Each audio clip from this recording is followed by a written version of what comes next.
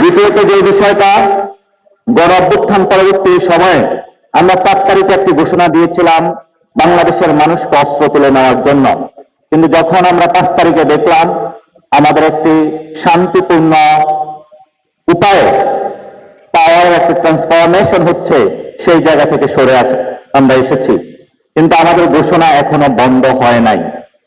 গণ অভ্যুত্থান পরবর্তী সময়ে বৈষম্য বিরোধী ছাত্র আন্দোলন ছাত্রদের মধ্যে কাজ করছিল।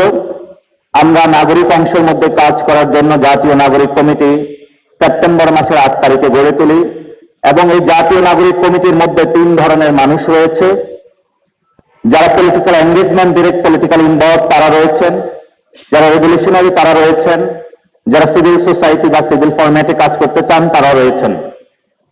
আমি এই 3টি ফোর্সের নেতৃত্ব দিয়ে থাকি। এই জন্য ভবিষ্যৎ বাংলাদেশে আমরা 4 তারিখে যে ঘোষণাটা দিয়েছিলাম, সেই ঘোষণাটা এখনো আমাদের আছে। বাংলাদেশের ভিতরে এবং বাহিরে যেসব শক্তি বাংলাদেশকে অকার্যকর করার জন্য এখনো পায়তারা করে চলে যাচ্ছে, সেই ক্ষেত্রে বর্তমানে আমরা এই মাসের মধ্যে একটি দল ঘোষণা করব যারা পলিটিক্যাল এঙ্গেজমেন্টে রয়েছেন, তাদের মধ্যে দিয়ে আমরা ডেমোক্রেটিক প্রসেসে যাত্রা শুরু করব। কারণ আমরা মনে করি যারা 2000 শহীদ হয়েছিল, আহত হয়েছিল, এখনো হসপিটালে কাতরাচ্ছে, আমরা আর কোনো রক্তপাত বা লাশ বাংলাদেশে চাই না। যারা খুন করেছিল, আমরা এই খুনের বিরুদ্ধে দাঁড়িয়েছিলাম, এখনো দাঁড়াচ্ছি, এবং যারা এই খুনের দায়ে অভিযুক্ত তাদেরকে অবশ্যই বিচারের আওতায় আনার জন্য আমরা ডেমোক্রেটিক স্ট্রাগলের মধ্য দিয়ে যাব।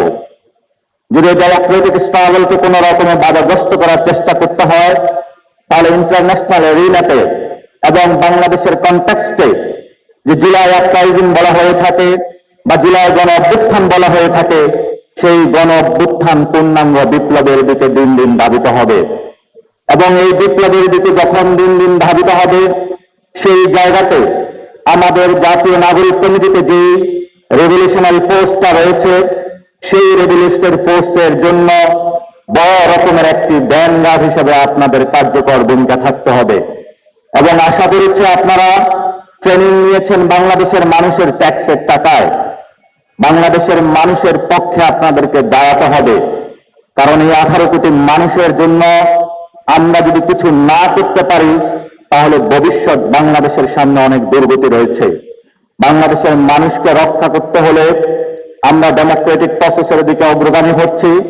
যদি আমাদেরকে ডেমোক্রেটিক প্রসেসের মধ্যে বাধাগ্রস্ত করা হয়, এটা কোনো রাজনৈতিক দল হোক বা বিদেশি শক্তি হোক, আমরা আমাদের রেভলিউশনারির দিকে আগাতে বাধ্য হব। সেই ক্ষেত্রে ডক্টর ইউনূস সাহেব একটি কথা বলেছিলেন, একটা মারা 40টা এগিয়ে আসে। সামনে যদি একটাকে মারা হয় 400 জন এগিয়ে যাবে। তবে 18 কোটি মানুষের মধ্যে কাউকে দমাবার শক্তি এই দেশের বহিরাংশে কারো যোগ্যতা নাই।